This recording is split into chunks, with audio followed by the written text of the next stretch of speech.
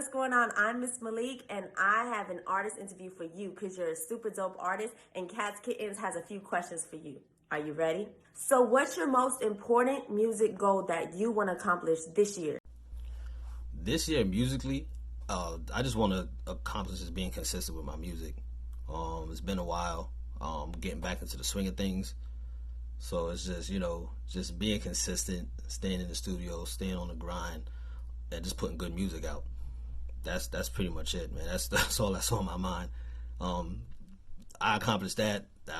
I'll be like, yes. You know what I mean? Because there's a lot of things that get thrown in the way that can, disrupt that. But that's my main goal for the year, is just to be consistent with my music, and just grind at it. What literally got you into music? I want to know everything from just the mental, just from the spiritualness. Like, what helped you to be able to be the artist that you are today? What got me into music was just being around, being in church at a young age. Mother had me in church at a young age. Got introduced to the choir. Just seeing that, how everything as far as on that point, that aspect as far as choirs operate, the drummers, watching the vocalists, the lead vocalists, alto, soprano, tenor, all that, it intrigued me at a young age. So that caught me as far as from that standpoint. But as far as the music industry and getting interested in that was from just being around my uncle, who's a award-winning producer, Eric Isles. Producer name is E. Just being around him at a young age, being introduced to him, working with different artists and stuff like that, and just seeing it from a young age is what really got me into music.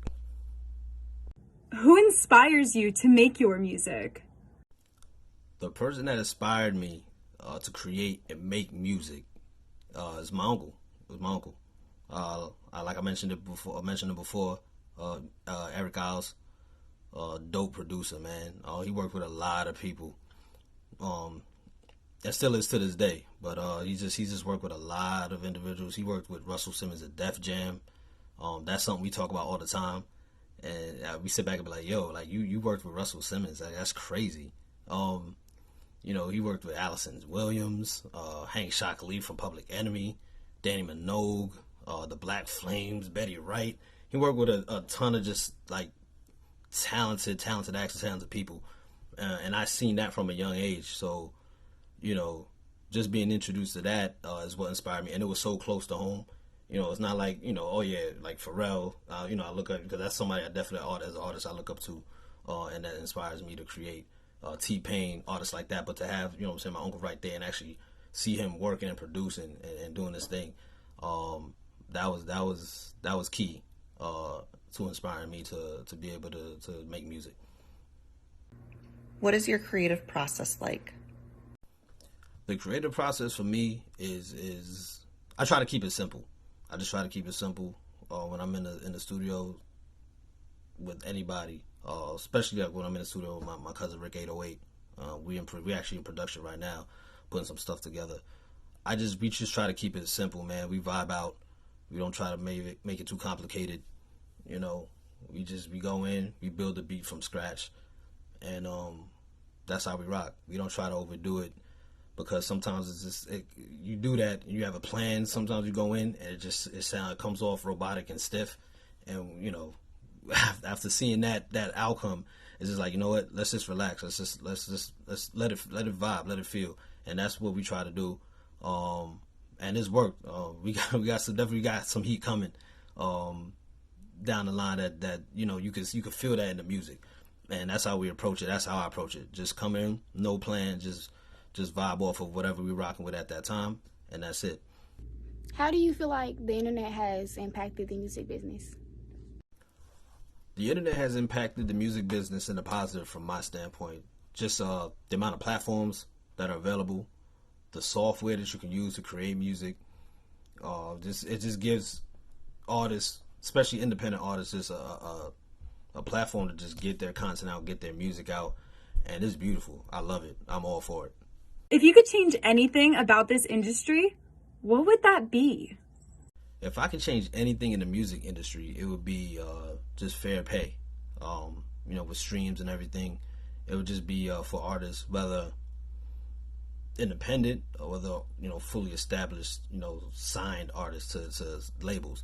Just fair pay, man.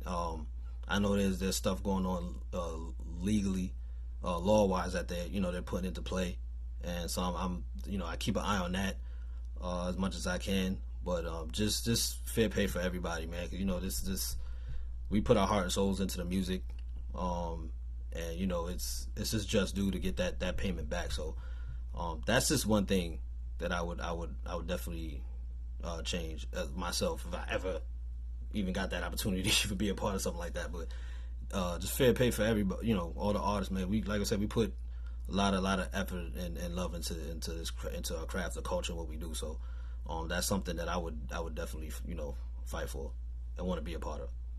And last but not least, rolling drum. Brrr. What's next for you? What's next for me is a lot of music, man. Currently working on an EP with my cousin, my family, Rick 808, who's also in his own right a dope producer. We working on some different stuff. Got a collaboration, Suprfun. That's what we rocking with. It's a conglomerate. But that's the crew. We got that going. He's a graphic artist that does dope graphic designs. So we got a lot of stuff in the works that I'm super hyped for. The EP is coming out. I got my hands in a clothing line with Elizabeth Fashions, so that's coming soon, and I'm just staying busy, man. So that's just staying consistent with just staying active, staying productive, and staying busy is where I'm at the moment, and I'm just hyped for what's coming down the line. It's gonna be some stuff, man. Y'all keep an eye out. It's gonna be some heat. It's gonna be some heat.